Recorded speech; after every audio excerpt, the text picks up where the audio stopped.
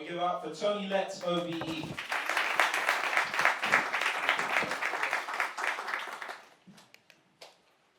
Good afternoon. I think it is afternoon now, isn't it? Thank you very much, Natasha, for that very interesting talk, and so spot on as to what the issues are today. I wouldn't expect anything else, but it really, really is true. I'm Tony Letts, and I'm the chair of Manju's Foundation. She has done incredible work, and it seems a long time ago that we both sat one evening together and talked about the need to do something for young people and indeed for older people as well. Can't forget older people. But talking to some of the young people here earlier today, I do believe that we do not value young people enough. We have to remember that they are tomorrow's leaders. You know, when we are no longer doing the job we're doing now, who's going to do it? Our young people. Are we preparing them? Are we hearing them? Are we listening to them? No, we're not, in any way, shape or form. If you come to some of the sessions that we have within the foundation for young people and others, maybe homeless, workless, jobless, whatever, and they come with their issues and their problems, and they're so young. They are so young. Where does the future start? It starts when they come to us. And I want to talk to you about a young man. I wasn't going to talk about, but I wanted to talk about one person. Otis.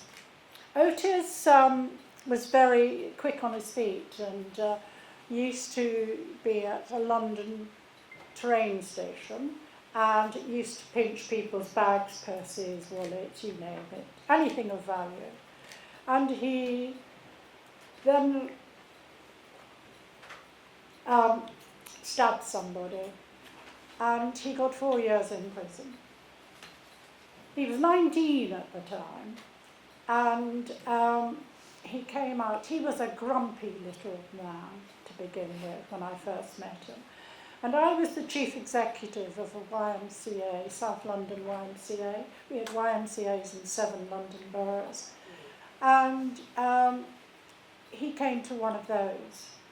And I had just sent cleaners on a project to experience the smell and drugs, etc. And it was an overnight stay at Leeds Castle. They had a wonderful time. But one of them came to me and said that there was a bloke in room so-and-so who was making drugs. So I go up. I learned a very important lesson from that young man called Otis. I sat on his bed when I went into his room. And he said, I pay for that off. Well, he didn't actually, the taxpayer did, but I didn't argue with him. And anyway, he was making jewellery. When he was in prison, he got quite fond of an Irish officer, a prison officer. And they found that a lot of our African art, basic African art and basic Irish art was very, very similar. So they started making things to sell in the prison shop. And he loved it. He actually found great satisfaction from it. So he came to us and he thought he'd run his business from his hostel room, but he couldn't. We don't run businesses from hostel rooms. So Jack Weatherall, the Speaker of the House, was our president. So I spoke to him and said that, would you like to meet with him? And he said, no. He said, tell him to put a bid in to the Prince's Trust. That happened. And we got invited up to, I think it was 8 Buckingham Palace Road, opposite the palace. And so Otis and I had to go up there together. Otis wouldn't actually travel with me, wouldn't sit in the same coach as me. And he still wore his woolly hat with all his hair in it. And I thought, this is going to be awful. So we went in. I was put in my proper place, right at the back of the room on a chair. He was interviewed. And suddenly, I found the South London accent. He was speaking very clearly, very plainly, where he used to mumble to me. And one of the questions they asked him, where do you want to be in 10 years' time? And he said, sirs, I want to be in business, making jewellery, and I want to buy a house for my parents. I've not been a good son in Jamaica, so they can go home and retire. Fine. So we came away. Again, he wouldn't travel home with me. But the next day I did get a bunch of flowers from him saying thank you very much. And I said to him, I have a good feeling about this. And so it happened, he got his first grant from the Prince's Trust. I talked those days to Camden and managed to get him a hard-to-let flat in a tower block in Camden. Off he went. We had great fun trying to get furniture for it, but it was an empty paradise, I think, in many ways. So I heard nothing from him, but I know he got a stall in Camden Market. I heard nothing about him. And I went up to see him, and he said, I'm too busy. No, too busy. And he was.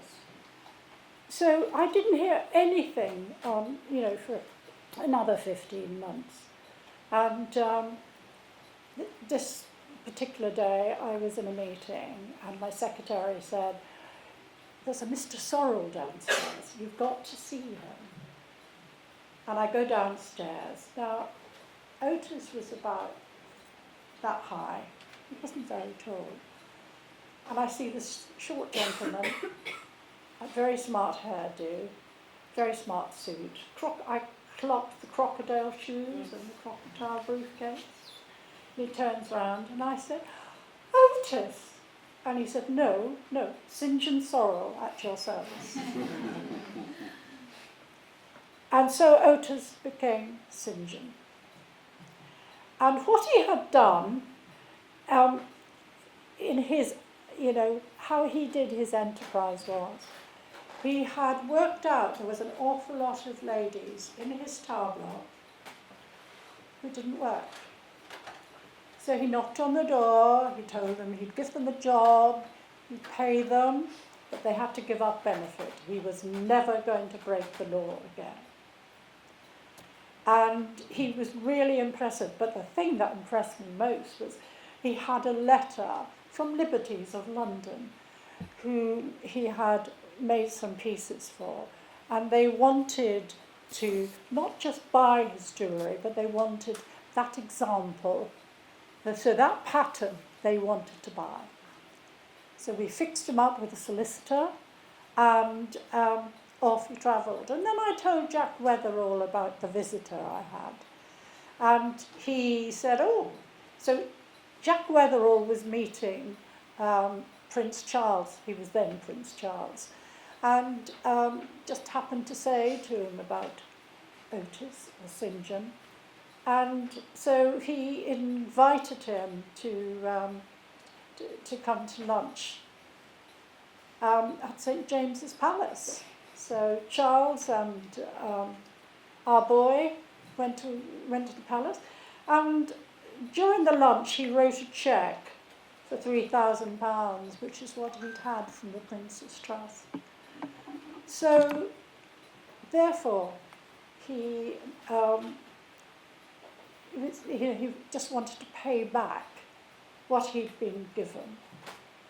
If I say to you today that he's found America more interesting than us, but if he hadn't have met the Prince, he might not have got to America because of his prison sentence, but he did. But he's married there, he's got 3 children, and he spends a lot of time on television advertising his jewellery. That boy was written off at the age of 10 years. He was sent home from school. No one would have him. He hated himself as much as he hated the world. And look at him now, employing people, making his parents happy, providing them with a lovely home in, I believe it's St. Elizabeth, I hope I've got that right, in Jamaica. But I am so proud of him. I could tell you story after story, because when a young person came into one of my organisations, they had to have a future, because we're not lasting forever. I could go on, but I won't take up any more time. Where's Manju? She's going to get very cross with me.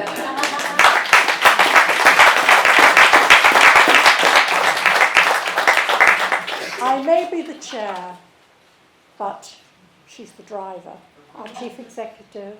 She does everything. I don't think she sleeps, actually.